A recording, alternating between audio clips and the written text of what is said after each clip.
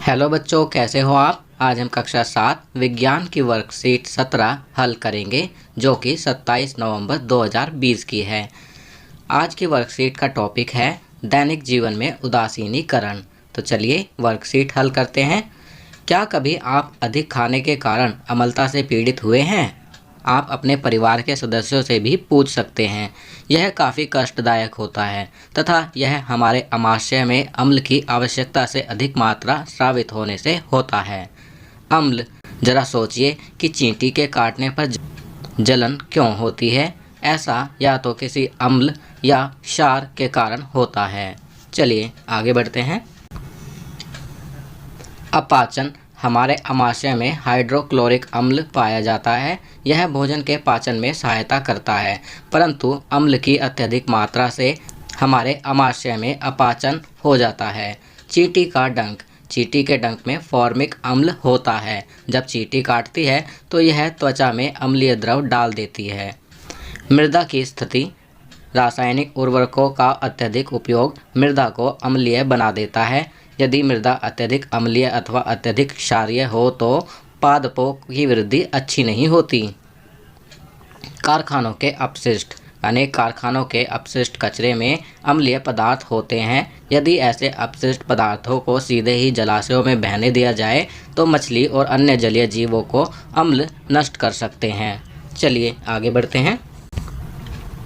उपरोक्त सभी स्थिति अवांछनीय और नुकसानदायक है, अतः इन सभी का उपचार आवश्यक है।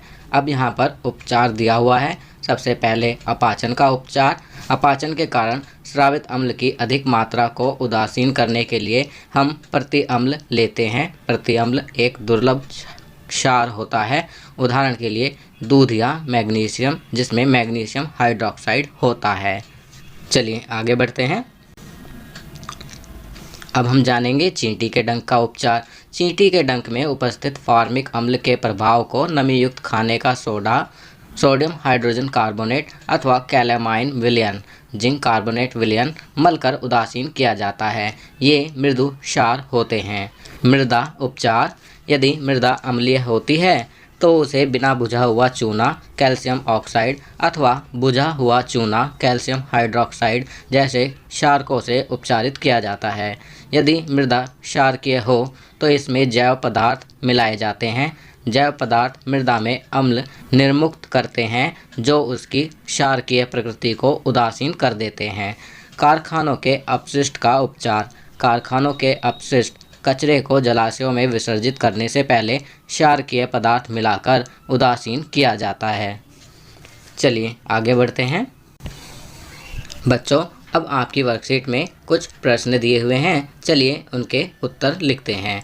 प्रश्न 1, अपाचन से आप क्या समझते हैं? तो इसका उत्तर लिखेंगे, अधिक खाना खाने के कारण हमारे आमाशय में आवश्यकता से अधिक अम्ल की मात्रा का स्रावित होना अपाचन कहलाता है। दूसरा, प्रश्न 2, प्रति अम्ल क्या होता है?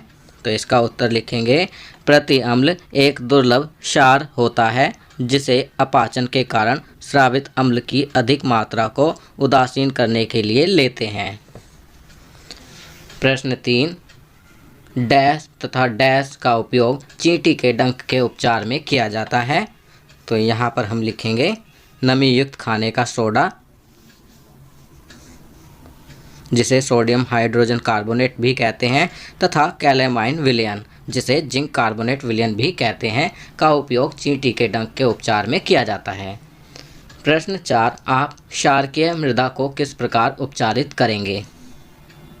तो इसका उत्तर लिखेंगे, क्षारकीय मृदा में जैव पदार्थ मिलाए जाते हैं। जैव पदार्थ मृदा में अम्ल निर्मुक्त करते हैं जो उसकी क्षारकीय प्रकृति को उदासीन कर देते हैं। वर्कशीट के अंत में कोविड के संदर्भ में उचित व्यवहार संबंधी CAB संदेश। नियमित रूप से अपने हाथों को साबुन और पानी से धोएं। तो बच्चों, ये वर्कशीट यहाँ कंप्लीट होती है। अगर यह वीडियो आपको अच्छी लगी तो इसे लाइक एंड शेयर ज़रूर करें। अन्य विषयों पर बने हमारे लेटेस्ट वीडियोस को देखने के लिए चैनल को सब्सक्राइब करना ना भूलें और देखते रहिए हमारा channel knowledge kingdom. Thank you.